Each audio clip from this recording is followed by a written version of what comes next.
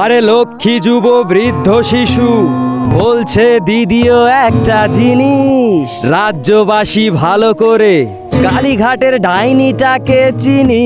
আরে মমতা দিদি, কালীঘাটের ডাইনি আমি। শুনুন, নামটা আমার মমতা। রাজ্যবাসী ভালোই জানে এই মমতা দিদির ক্ষমতা।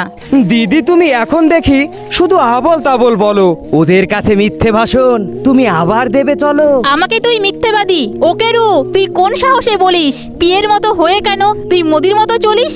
সামনে ভোটার দাঁড়িয়ে আছে, আমি চুপ হয়ে তো গেলাম। 15 বছর পিয়ে হয়েও বলো তো কি আর আমি পেলাম? কালীঘাটে ডাইনি এলো, তোরা উলুধ্বনি তো দে। উলুধ্বনির বদলে তোরা 500 টাকা ভিক্ষা নে। দিদি স্কুল কলেজের রাজনীতিটা তুমি এবার বন্ধ করো।